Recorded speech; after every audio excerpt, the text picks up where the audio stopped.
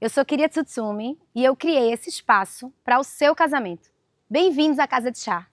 Então, nosso espaço não é uma adaptação, uma reforma. Eu e meu marido, André, a gente comprou o terreno, fez o projeto de arquitetura e construiu um espaço específico focado no ramo de casamentos. Entendendo que a cerimônia de casamento é um momento único, importante, especial, que tem as suas peculiaridades e precisava de um espaço apropriado para aquilo ali. E aí, desde a escolha do terreno, a gente já pensou na dinâmica de um casamento. A casa fica no quilômetro 4,5 de Aldeia, uma área super segura, a 500 metros apenas da pista principal. A gente locou a casa num espaço, numa rua sem saída, que é Humberto Teixeira, e outra rua para cá também sem saída. Isso já torna a rua mais segura, por si só. E como só tem residências ao redor, as pessoas que entram na rua normalmente são as pessoas que vão vir para o casamento.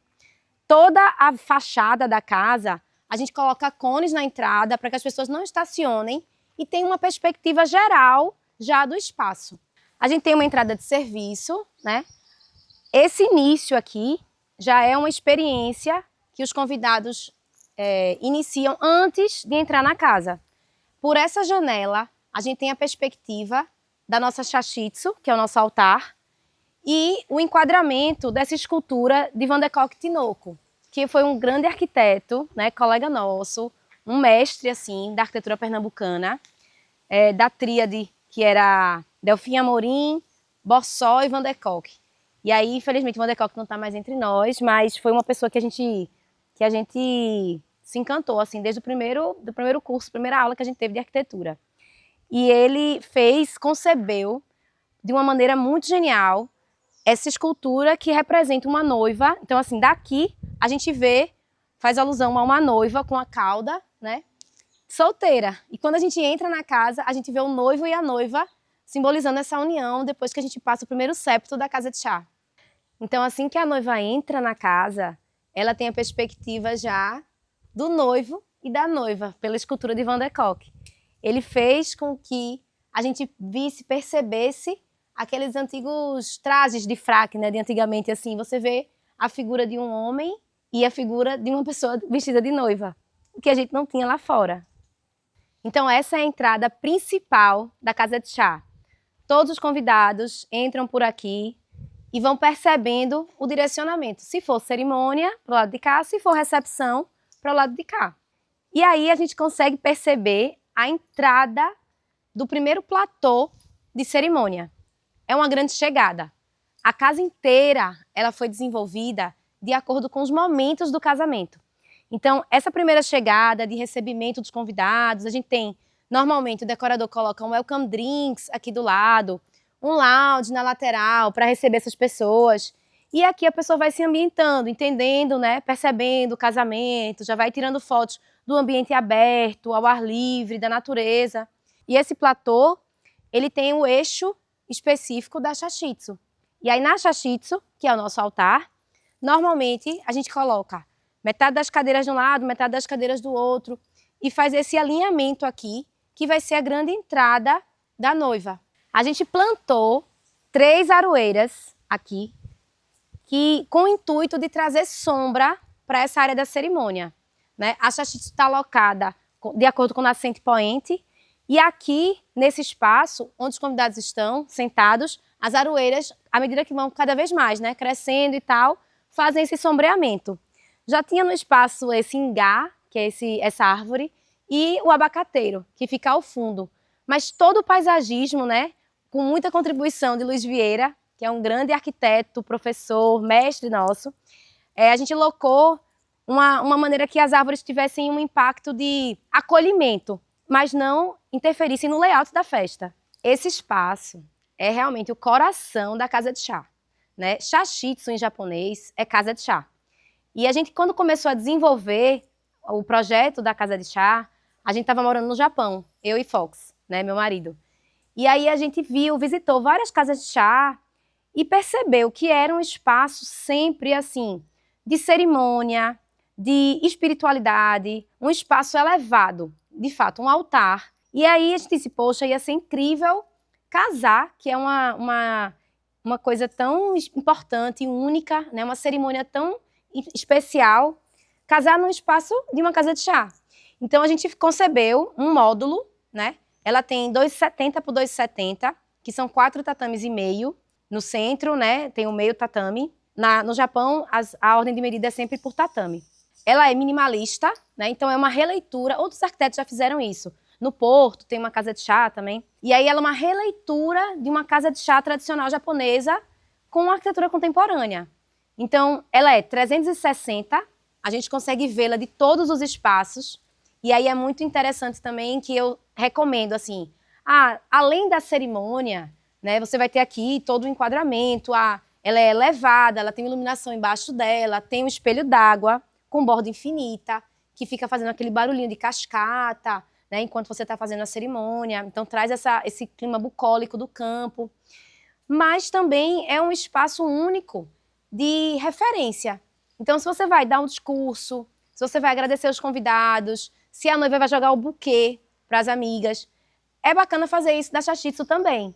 Ou, às vezes, as pessoas colocam um trio de jazz quando termina a cerimônia, aí eles sobem aqui, ficam fazendo a sonorização da festa, antes mesmo do evento, né, da recepção começar. Saindo da cerimônia e descendo aqui para o platô de cerimônia, né, os noivos vão seguir o percurso criado, subir, né, jantar e etc. E o resto dos convidados vão em direção à recepção aberta.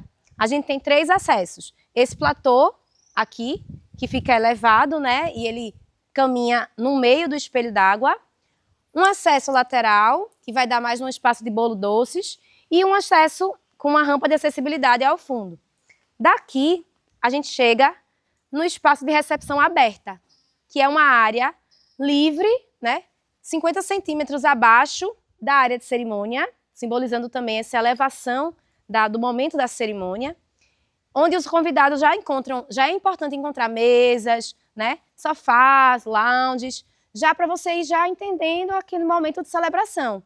É um espaço também de conversa, né? A gente precisa proporcionar para os convidados espaços específicos para gostos específicos, né? Num casamento de 150, 200 pessoas, as pessoas curtem de maneira diferente. Então, assim, é importante que nesse espaço aberto, né, envolto pelo verde, tenha mesas, tenha cadeiras, porque tem gente que gosta de ficar aqui sentado conversando, né? E aí, lá dentro, que é o nosso espaço interno, onde está a balada e tal, a banda, para lá dentro tá um dancing, aqui fora fica um espaço bacana de som ambiente, que aí é o que proporciona esse momento de conexão, de reencontro de famílias, né?